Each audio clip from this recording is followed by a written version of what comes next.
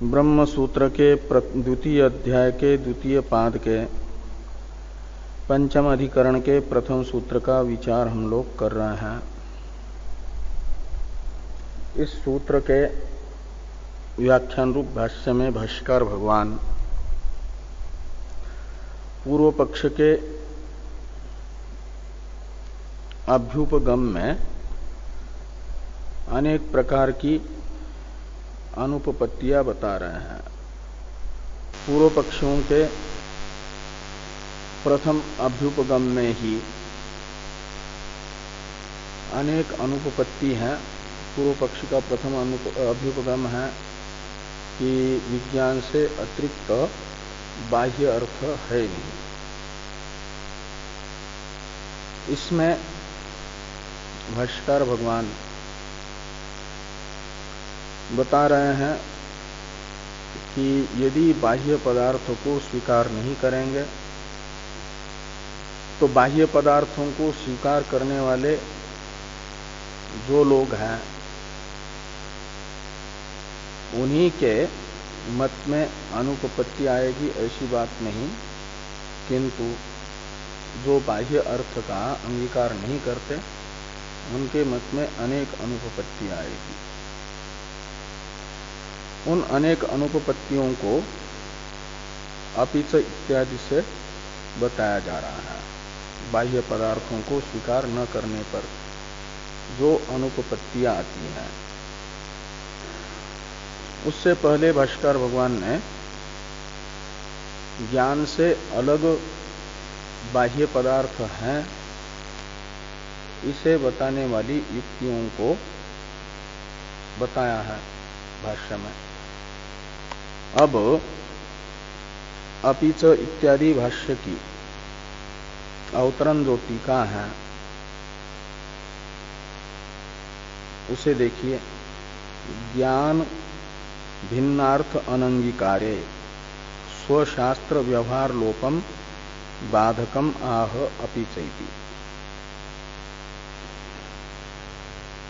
कहते हैं कि ज्ञान भिन्न अर्थ को यदि स्वीकार नहीं करेंगे तो जो लोग ज्ञान से अतिरिक्त उसके विषय को स्वीकार नहीं कर रहा है उनके मत में, उनको स्वशब्द से लीजिए तो स्वशास्त्र हुआ योगाचार का शास्त्र, और योगाचार के शास्त्र में जो व्यवहार हुआ है उसे कहा जाएगा स्वशास्त्र व्यवहार। और उस व्यवहार का लोप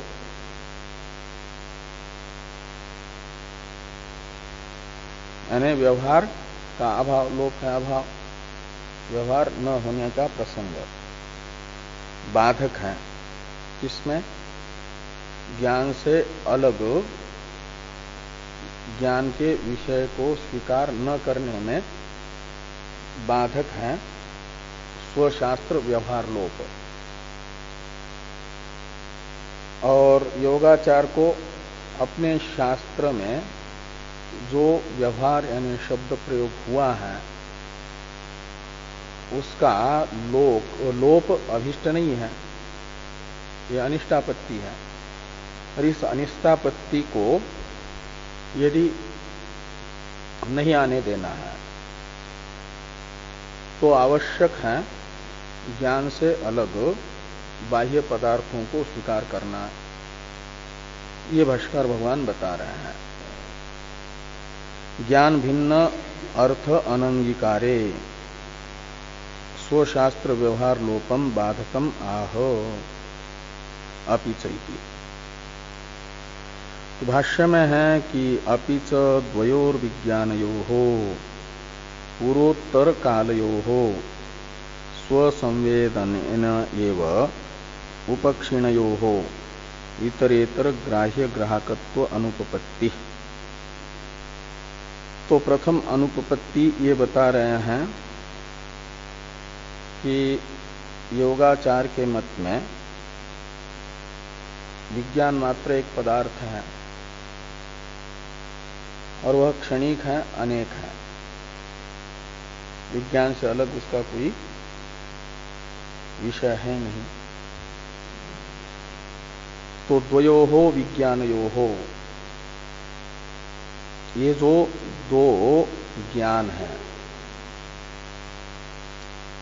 उनमें इतरेतर ग्राह्य ग्राहकत्व अनुपपत्ति, ऐसा अन्वय करिए। द्वयो विज्ञानयोहो इतरेतर ग्राह्य ग्राहकत्वानुपपत्ति, दो ज्ञानों में ग्राह्य ग्राहक भाव नहीं बन पाएगा। दोनों ज्ञान आपस में एक दूसरे के ग्राह्य ग्राहक नहीं बन पाएंगे। ज्ञानों का विशेषण है कि पूर्वोत्तर कालयोहो और स्व संवेदनेन एव उपक्षीणयोहो। पूर्वोत्तर काल है, मतलब क्षणिक होने के कारण दो ज्ञान एक समय में नहीं रह पाएंगे। सह भाव इन ज्ञानों में नहीं है क्षणिकत्व होने से। तो पूर्व उत्तर काल है, मतलब एक पूर्व क्षण में है, दूसरा उत्तर क्षण में है। एक साथ दो ज्ञान नहीं रहते हैं, जो एक साथ में रहने के कारण इनमें ग्राह्य ग्राहक भाव नहीं होगा। ग्राह्य ग्राहक भाव एक संबंध है, संबंध एक साथ एक समय में रहने वालों में होता है।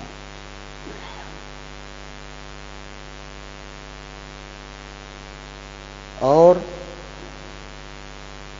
फिर इनमें ये है करके कैसे ज्ञात होगा, व्यवहार होगा? बिना गृहीत हुए ज्ञानों का व्यवहार कैसे होगा? तो कहते स्वसंवेदनेन एव उपक्षीणयो, क्षणिक होने के कारण वो स्वसंवेदन है, मतलब स्वयं प्रकाश है, स्वयं से ही ग्राह्य है, स्वयं ही भास रहा है। तो स्वयं ग्राह्य होने से, स्वप्रकाश होने से उपक्षीण है, तो मतलब उनका व्यवहार हो रहा है, किंतु आपस में ग्राह्य ग्राहक भाव नहीं बन पाएगा इनमें। जिस क्षण में उत्पन्न हुआ ज्ञान, उसी क्षण में वह स्वयं से ही भासेगा और नष्ट हो जाएगा। तो स्वसंवेदनेन एव उपक्षीणयोः पूर्वोत्तर कालयोः विज्ञानयोः इतरेतर ग्राह्य ग्राहकत्व अनुपपत्ति। कोई भी ज्ञान किसी अन्य का न तो ग्राह्य है न तो ग्राहक है। ततश्च, पहले इतने को देखिए, फिर ततश्च इत्यादि से और भी अनुपपत्तियां बताई जा रही हैं। इसका अर्थ देखिए टीका में, अनुपपत्ति इसका कि क्रमिकयो हो स्वप्रकाशयो हो, पूर्वोत्तर कालयो का अर्थ कर दिया क्रमिकयो, स्वसंवेदनेन एव उपक्षीणयो का अर्थ है स्वप्रकाश। तो क्रमिक जो स्वप्रकाश क्षणिक ज्ञान है, उनका मिथः ग्राह्य ग्राहकत्वम अयुक्तम, ग्राह्य ग्राहकत्व नहीं होगा, ग्राह्य ग्राहक भाव नहीं बनेगा।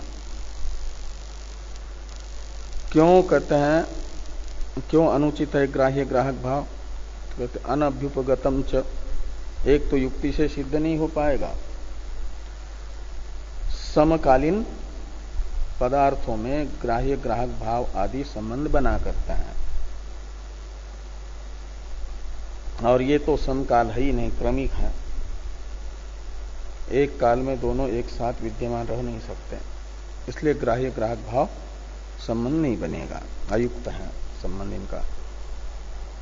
और दूसरी बात अनभ्युपगतंच, इनमें ग्राह्य ग्राहक भाव स्वीकार भी नहीं किया स्वयं प्रकाश इनको मान करके, इसलिए ग्राह्य ग्राहकत्व की अनुपपत्ति एक दोष हुआ। और जब इनमें ग्राह्य ग्राहक भाव दो ज्ञानों में नहीं बनेगा, और केवल क्षणिक विज्ञान मात्र को सत मानेंगे और उससे अलग कोई भी पदार्थ है नहीं ये मानेंगे, तो उस शास्त्र में बाकी व्यवहार बन नहीं पाएंगे। ये आगे कह रहे हैं ततश्च इत्यादि से।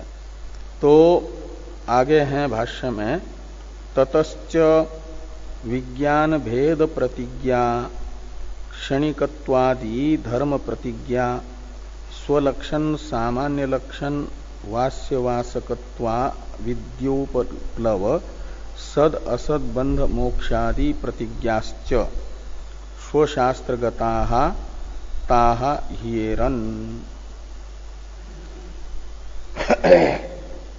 ह्येरन् का अर्थ है इनका त्याग होगा। ये सब इन प्रतिज्ञाओं को छोड़ना पड़ेगा, इनमें हेयत्व आएगा, इनकी हानि होगी।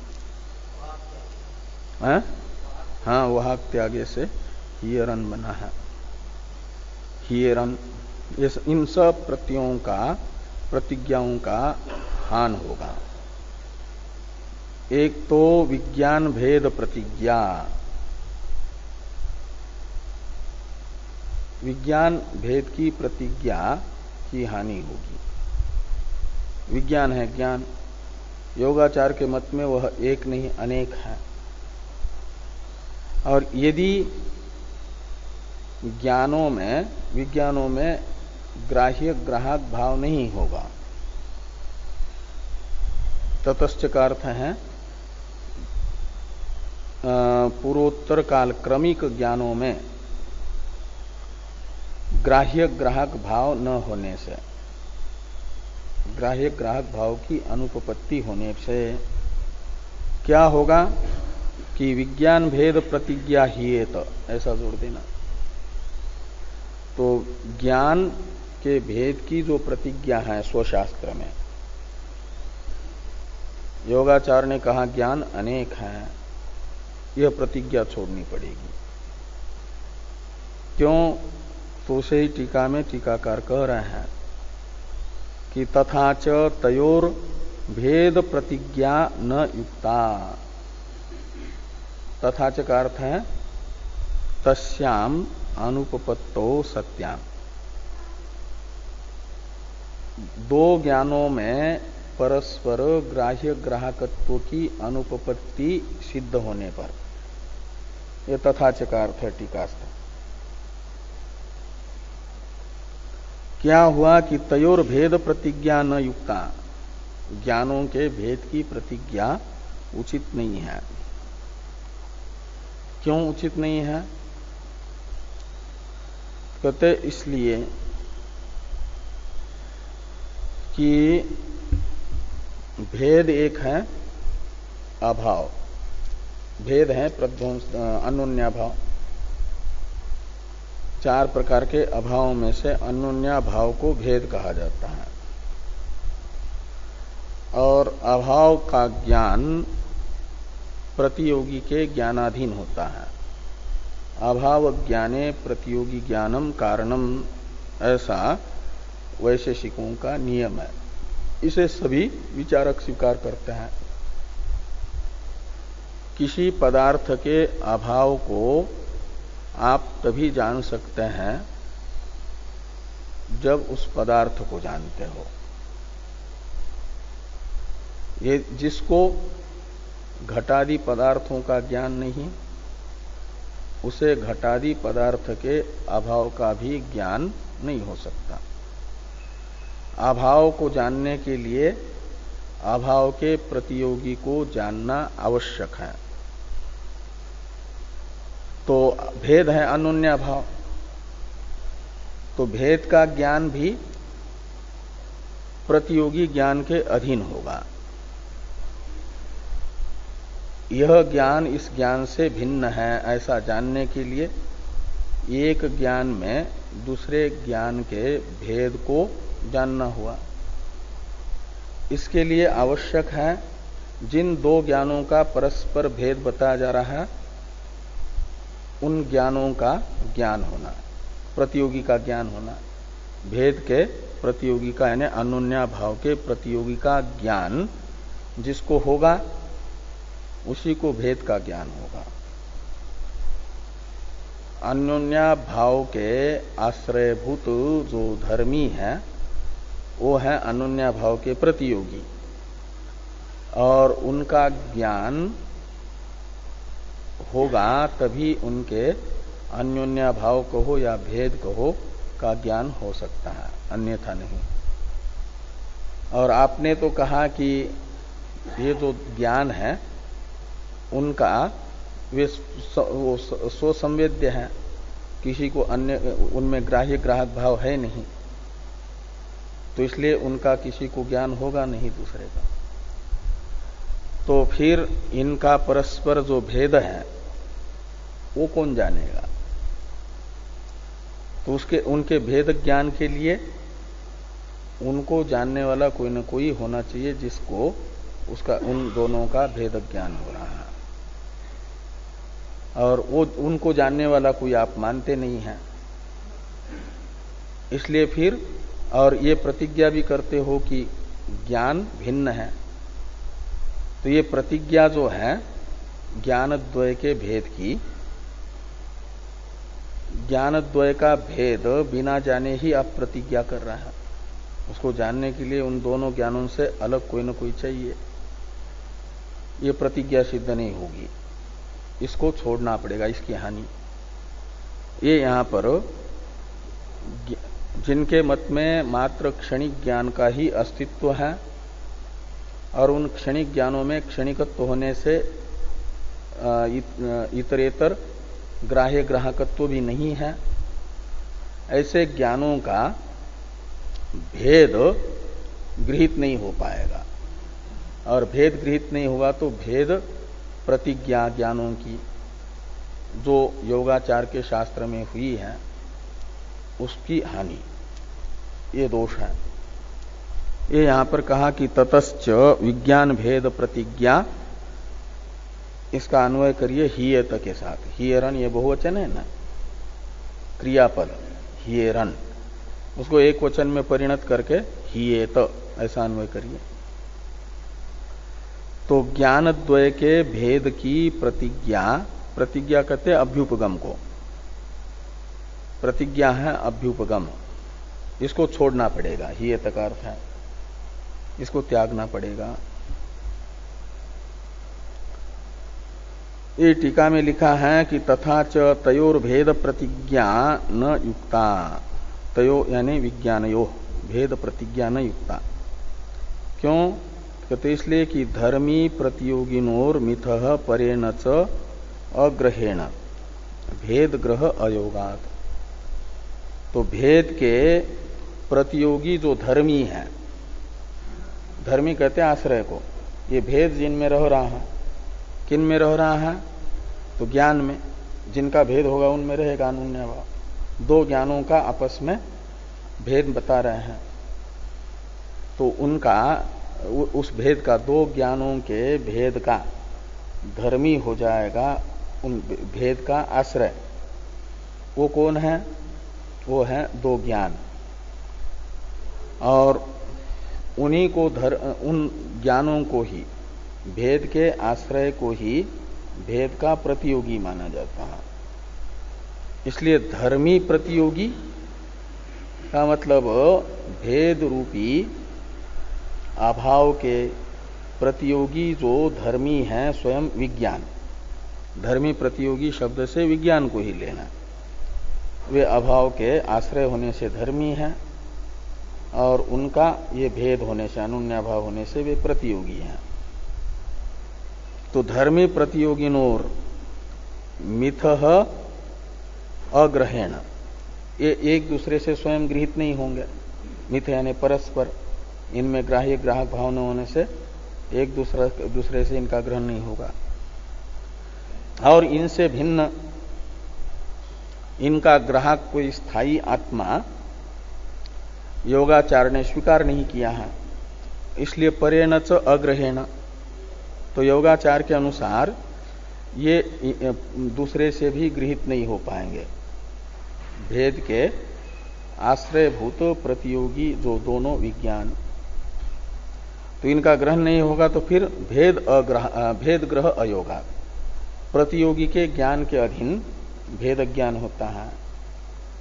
तो प्रतियोगी का ज्ञान ही नहीं हुआ प्रयोजक, तो तत्प्रयुक्त भेद ज्ञान भी नहीं हो पाएगा। इसलिए कहते हैं कि भेद ग्रह यानी भेद ज्ञान, दो ज्ञानों का भेद ज्ञान भी अयोगात यानी असंभवात। भेद ग्रह क्यों असंभव है, क्यों नहीं हो पा रहा? इसलिए कि प्रतियोगी का ज्ञान नहीं हो रहा। प्रतियोगी ज्ञानाधीन भेद का ज्ञान है।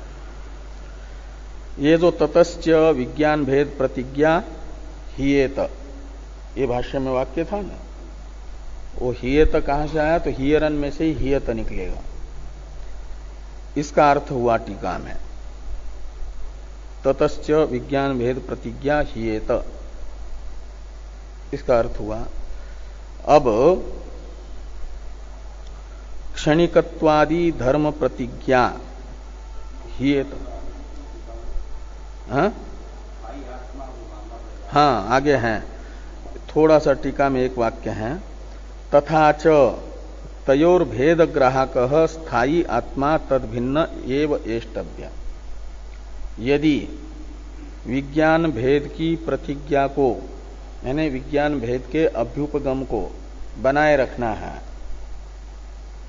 योगाचार ने जो विज्ञान भेद स्वीकार किया है उसको यदि बनाए रखना है, तो उन विज्ञानों का ग्राहक एक स्थायी आत्मा मानना पड़ेगा, स्थिर एक आत्मा मानना पड़ेगा। तब तो वो प्रतियोगी का ज्ञान होने से भेद का ज्ञान हो जाएगा और विज्ञान भेद प्रतिज्ञा उपपन्न होगी, अभ्युपगम सिद्ध होगा। और जो ज्ञान का ग्राहक स्थायी आत्मा नहीं मानते हैं, उनके मत में इस प्रतिज्ञा को तो छोड़ना ही पड़ेगा। केवल इस एक प्रतिज्ञा की मात्र हानि होगी, स्थायी आत्मा स्वीकार न करने से, ऐसी बात नहीं है। और भी हेतु बताए जा रहे हैं, यानी और भी उनके अभ्युपगम की हानि होगी।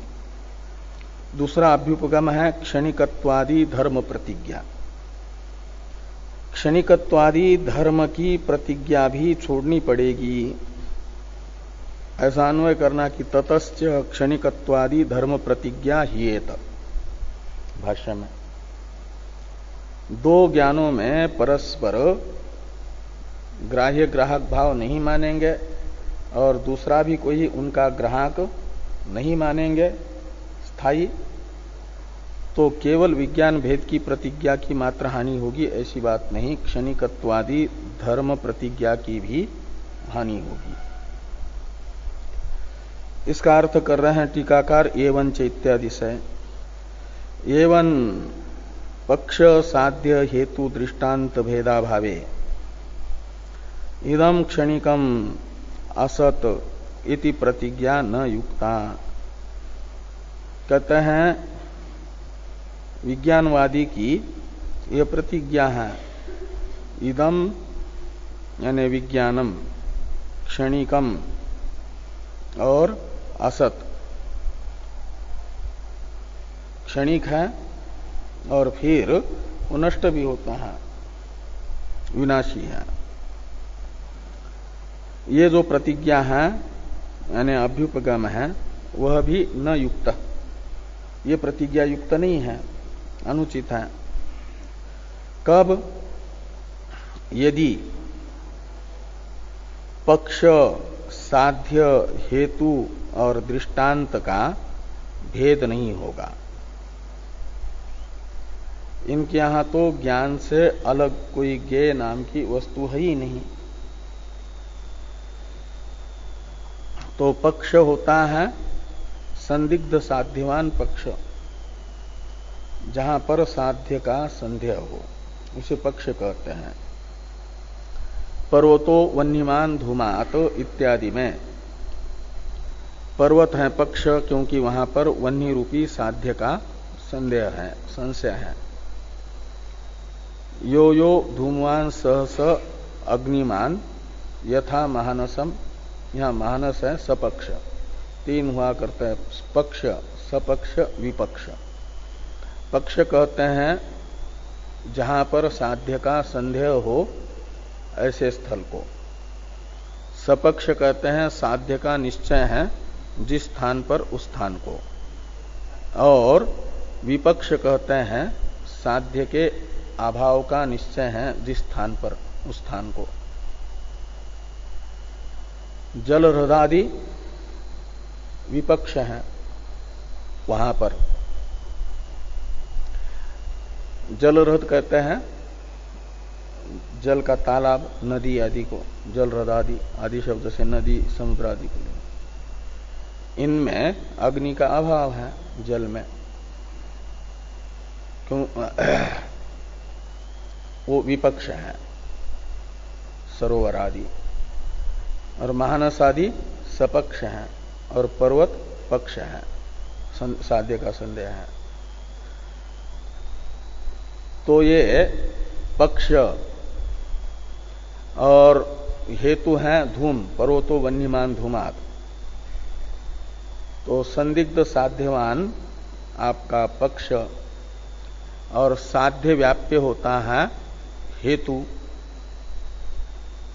जहां साध्य का संदेह हो वो पक्ष, जो साध्य का व्याप्य हो वह हेतु, साध्य की व्याप्ति जिसमें रहती हो। और साध्य तथा दृष्टांत, दृष्टांत होता है सपक्ष या विपक्ष। इनका आपस में यदि भेद नहीं होगा, ये भिन्न भिन्न नहीं होंगे, तो ये जो क्षणिकत्व की प्रतिज्ञा है और असत्व की प्रतिज्ञा है, वह प्रतिज्ञा भी उस रहेगी नहीं, उसकी भी हानि होगी। ये यहां पर कह रहे हैं कि पक्ष साध्य हेतु दृष्टांत भेदा भावे, ये जो इन सब को यदि एक ज्ञान रूप मात्र मानेंगे तब तो विज्ञानत्वेन रूपेण सब के सब एक हैं, इनमें कोई भेद नहीं है। तो भेद न होने पर इदम क्षणिकम असत, ये जो प्रतिज्ञा है क्षणिकत्व की असत्व की, आदि शब्द से असत्व को लीजिए, क्षणिकत्वादि धर्म प्रतिज्ञा, इसमें आदि शब्द से असत्व को लिया गया। ये जो प्रतिज्ञा है उसकी हानि होगी, न युक्ता, इसमें अनौचित्य सिद्ध होगा, औचित्य सिद्ध नहीं होगा।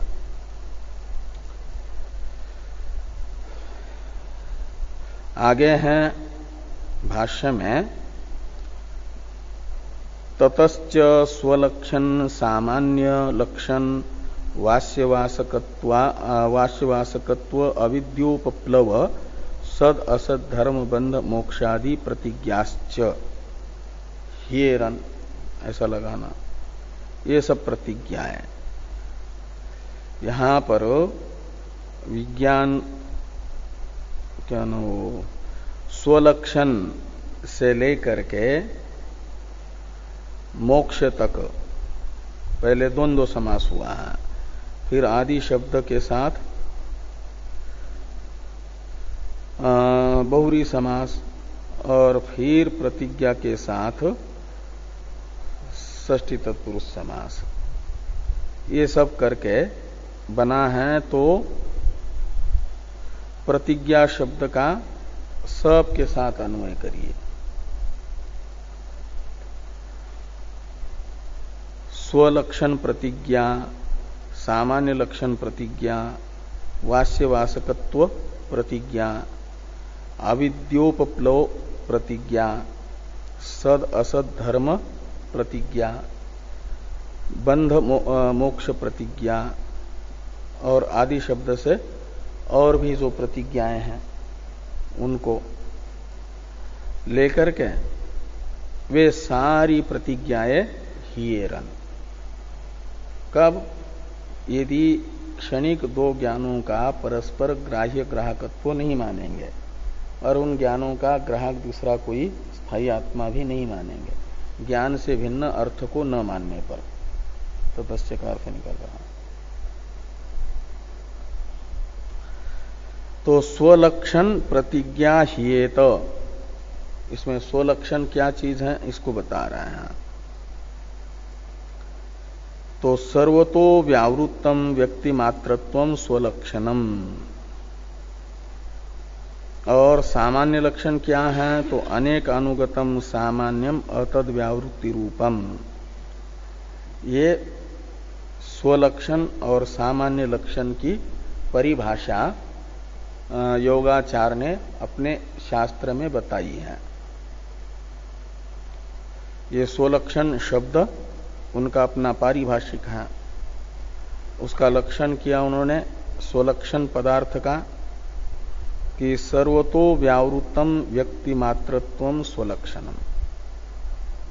प्रत्येक पदार्थ में एक ऐसा विशिष्ट धर्म रहता है जो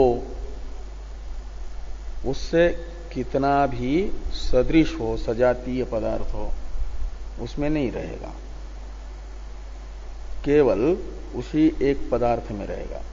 इसलिए व्यक्ति भेद हो जाता है, वही उसका अपना व्यक्तित्व है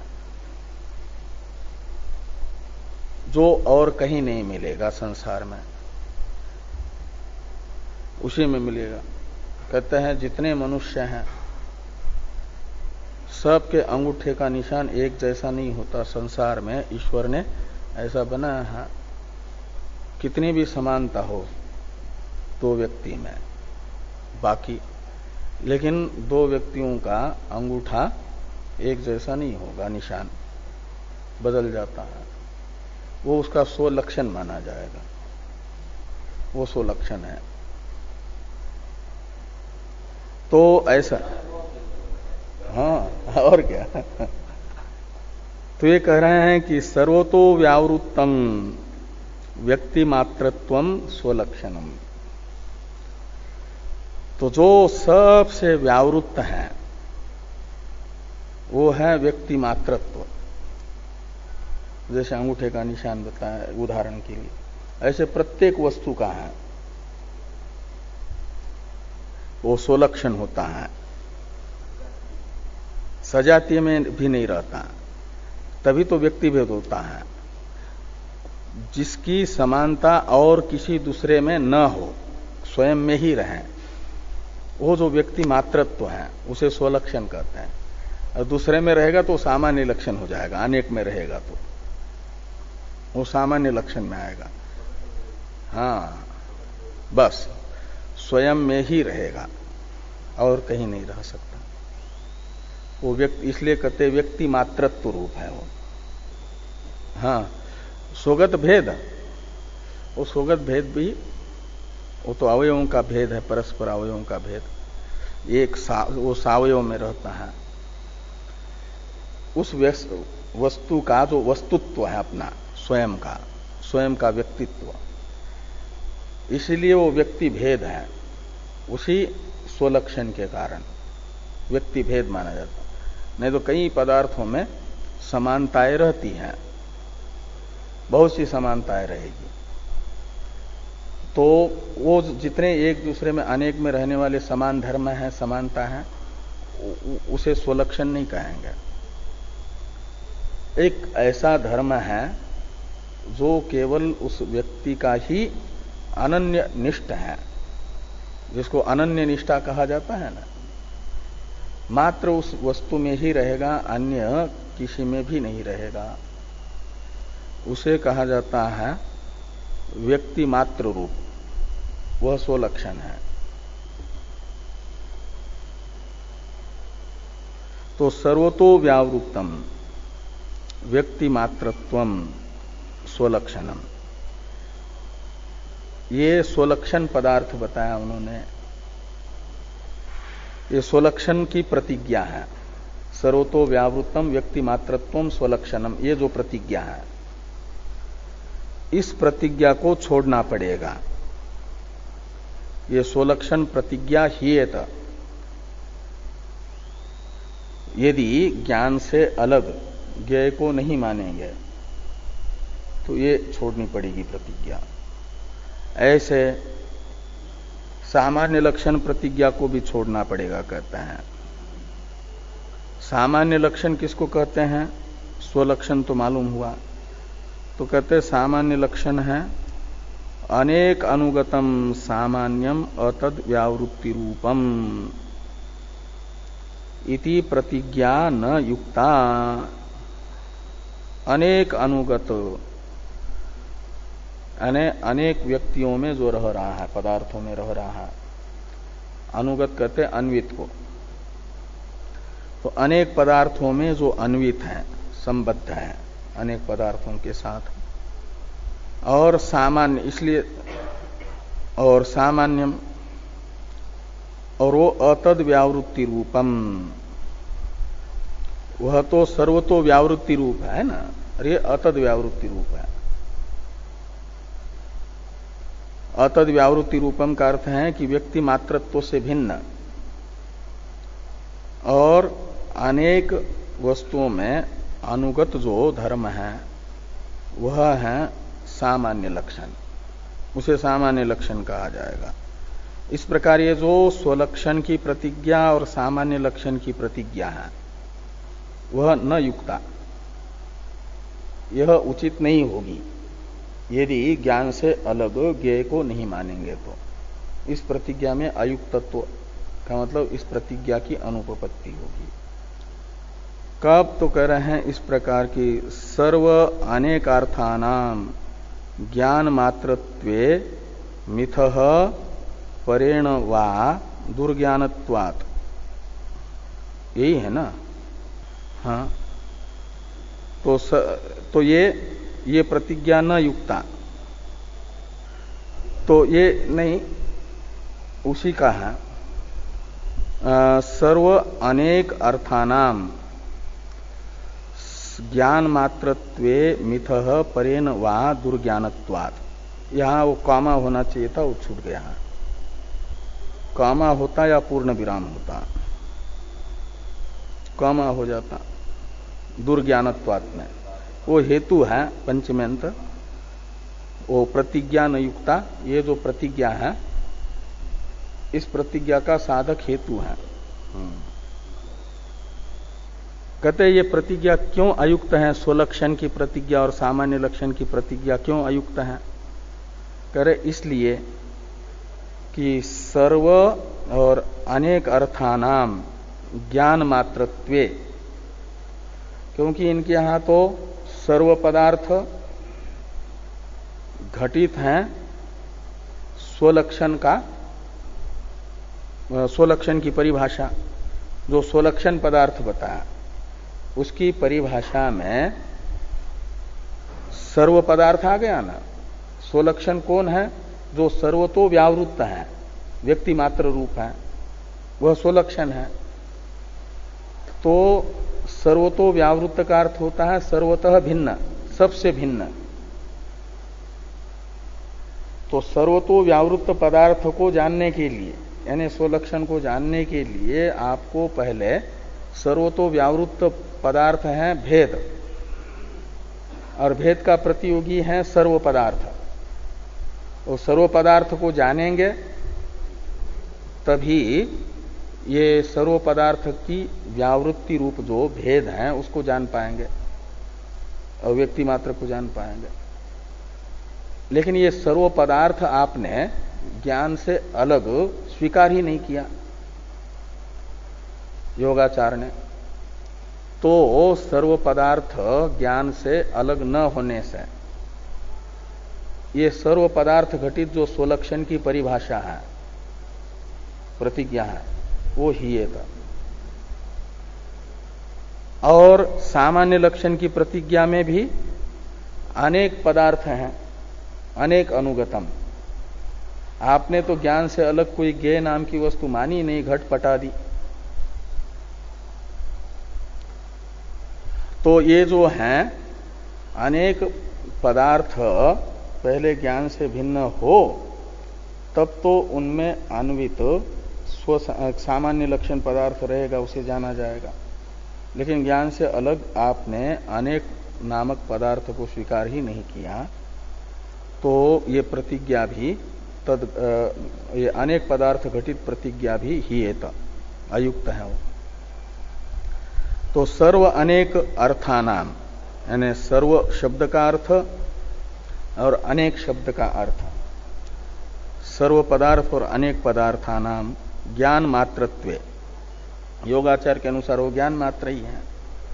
तो मिथः परेण च दुर्ज्ञानत्वात्, तो स्वयं भी उसे जानना संभव नहीं होगा और दूसरा भी उसे नहीं जान पाएगा, तो वो अनेक पदार्थ तथा सर्व पदार्थ घटित स्वलक्षण और सामान्य लक्षण प्रतिज्ञा भी उत्पन्न नहीं हो पाएगी। अब स्वलक्षण सामान्य लक्षण के बाद में आता है वास्यवासकत्व प्रतिज्ञा। वास्यवासकत्व की प्रतिज्ञा भी ठीक नहीं होगी, ये कह रहे हैं। तो इसको देखिए कि उत्तर नील ज्ञानम वास्यम पूर्व नील ज्ञानम वासकम इति प्रतिज्ञा न युक्ता। योगाचार की प्रतिज्ञा है कि उत्तर ज्ञान वास्य है और उसका वासक है पूर्व ज्ञान। उत्तर नील ज्ञान पूर्व नील ज्ञान से होता है, इसलिए उत्तर नील ज्ञान हुआ वास्य और पूर्व नील ज्ञान हुआ वासक। इन पूर्वोत्तर नील ज्ञान में जो वास्य वासकत्व की प्रतिज्ञा है वह अनुचित है। क्यों? कहते हैं तयोर भिन्नस्य ज्ञातुहु अभावात्। ये जो ये प्रतिज्ञा नहीं बनेगी। हाँ, तो तयोर भिन्नस्य ज्ञातुहु अभावात्, इन दो पूर्वोत्तर नील ज्ञान का जानने वाला ज्ञाता आपके मत में न होने से कौन बताएगा कि ये वास्य है ये वासक है? वो ज्ञान तो दूसरे क्षण रह नहीं सकता, पूर्व ज्ञान। अब अविद्योपप्लव सद असद धर्म प्रतिज्ञा, ये ले लो, यहां तक एक पद है, अविद्योपप्लव सद असद धर्म प्रतिज्ञा, ऐसा जोड़ना। अविद्या उपप्लव, उपप्लव शब्द का अर्थ होता है संबंध, संसर्ग। अविद्योपप्लव में षष्ठी तत्पुरुष समास है। अविद्यायाः उपप्लव अविद्योपप्लव, यानी अविद्या का संबंध, संसर्ग। तो ये है किंच अविद्योपप्लव अविद्या संसर्ग। अविद्या उपप्लव है अविद्या का संसर्ग, और फिर तेन यानी अविद्या संसर्गेन नीलम इति सद्धर्म नर विषानम इति असद्धर्म अमूर्तम इति सद असद्धर्म सतो विज्ञानस्य असतो नर्विषानस्य वा अमूर्तत्वादि प्रतिज्ञा दुर्लभा अनेक अर्थ ज्ञान साध्यत्वात्। तो ये कह रहे हैं, यानी इसके दो अर्थ कर रहे हैं। अविद्योपप्लव सद असद धर्म प्रतिज्ञा के दो अर्थ हैं। पहला अर्थ देखिए कि अविद्योपप्लव का तो अर्थ हुआ अविद्या संसर्ग, और तेन यानी अविद्या संसर्गेन नीलम इति सद्धर्म और नर विषाणम इति असद्धर्म अमूर्तम इति सद्धर्म, ये जो प्रतिज्ञा है, हाँ, अमूर्तम इति सद असद धर्म, इतनी प्रतिज्ञा को कहा जाएगा अविद्योपप्लव सद असद धर्म प्रतिज्ञा शब्द से। और वह प्रतिज्ञा दुर्लभा, ऐसा अन्वय करिए, प्रतिज्ञा को भी इधर ले आइए कि अमूर्तम इति सद असद धर्म इति प्रतिज्ञा दुर्लभा, ऐसा अन्वय करिए। अविद्या संसर्ग से नीलम इति सद्धर्म, नीलम ये सद्धर्म है यानी सत पदार्थ है, धर्म शब्द पदार्थ के लिए है। नर विषानम इति असत धर्म यानी नर विषान असत पदार्थ है, नील सत पदार्थ है, और अमूर्तम ये जो है सद असत पदार्थ है, उनकी प्रतिज्ञा है। यानी सत पदार्थ क्या है, असत पदार्थ क्या है और सद असत पदार्थ क्या है। अमूर्त शब्द का अर्थ है सद असद उभय रूप पदार्थ उनके यहां। तो एक प्रकार से प्रातिभाषिक पदार्थ, सत पदार्थ को तो ऐसा ये जो जिसका बाध नहीं होता, नर विषान जिसकी सत्ता ही नहीं है, और अमूर्त पदार्थ को आप जैसे सर्प को रज्जु सर्प प्रातिभाषिक है ना, व्यवहार अवस्था में रज्जु सत है यानी अबाधित है, रज्जु सर्प प्रातिभाषिक है, और नर विषान असत है ही नहीं, अत्यंत असत आप कहते हैं। तो यहां अमूर्त शब्द से उनके यहां वो प्रातिभाषिक जैसा लिया जाता है, सद असद उभय रूप। ये जो प्रतिज्ञा है ये दुर्लभा, ये दुर्लभ हो जाएगी। क्यों? कहते अनेकार्थ ज्ञान साध्यत्वाद। इस प्रतिज्ञा के लिए अनेक पदार्थों का, सत पदार्थ का, असत पदार्थ का और मूर्त पदार्थ का, सद असत पदार्थ का ज्ञान आवश्यक है, अविद्या संसर्ग का ज्ञान आवश्यक है। और आपने ज्ञान से अलग तो कोई पदार्थ माने ही नहीं है, इसलिए ये सब प्रतिज्ञा भी आपने की हुई दुर्लभ हो जाएगी। इसको सिद्ध करना बड़ा कठिन होगा। और हेतु बताते हैं, और ये नहीं, इसका दूसरा अर्थ करते हैं कि सतो विज्ञानस्य असतो निर्विशानस्य वा अमूर्तत्वादि प्रतिज्ञा दुर्लभा। यानी वहां सत शब्द से विज्ञान को, असत शब्द से निर्विशान को, और धर्म शब्द से अमूर्तत्वादि धर्म लेंगे। इसकी जो प्रतिज्ञा उन्होंने की है, अविद्या के संसर्ग से ज्ञान में, और ज्ञान में सत्व की प्रतिज्ञा, निर्विशान में असत्व की प्रतिज्ञा, ये सब जो प्रतिज्ञाएं हैं, इन प्रतिज्ञाओं की हानि होगी, क्योंकि ये सब प्रतिज्ञाएं अनेक अर्थ ज्ञान साध्य हैं, और आपने ज्ञान से अलग कोई दूसरा अर्थ माना नहीं है। और बंध मोक्ष प्रतिज्ञा, ये एक दो पंक्ति हैं, इसको पूरा करके फिर आज बंद करते हैं। थोड़ा दो पंक्ति टीका में है, इसको देखते हैं। अज्ञानेन अस्य बंधो ज्ञानेन अस्य मोक्ष इति च प्रतिज्ञा बहुहर्थ ज्ञान साध्या। और हियत के साथ अन्वय कर दीजिए कि अज्ञान से जीव को बंध है, ज्ञान से मोक्ष है।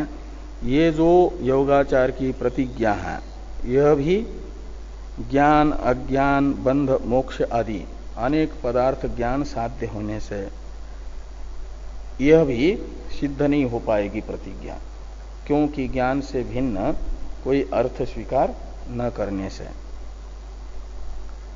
तो बंध मोक्ष आदि प्रतिज्ञा, इसमें आदि प्रतिज्ञा, आदि शब्द से किसकी प्रतिज्ञा लेंगे, कौन सी प्रतिज्ञा लेंगे? तो वो बता रहे हैं टीका में कि आदि पदेन सामान्यतः दृष्टम ग्राह्यम, सामान्यतः इष्टम ग्राह्यम अनिष्टम त्याज्यम इति शिष्य हितोपदेशो अनेक ज्ञान साध्यो गृहीत।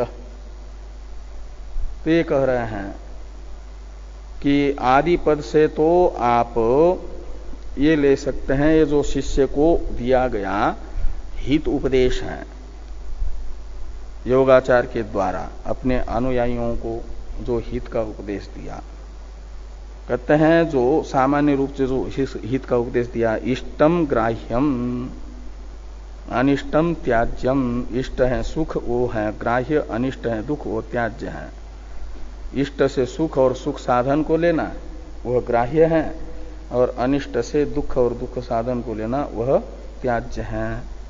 ये जो शिष्य के हित का उपदेश है यह भी अनुचित सिद्ध होगा। क्यों? इसके लिए भी इष्ट पदार्थ यानी सुख, सुख साधन, दुख और दुख साधन आदि अनेक पदार्थों का ज्ञान आवश्यक है, और तद ज्ञान साध्य प्रतिज्ञा होने से ये भी जो है हियेत, ये प्रतिज्ञा भी चली जाएगी।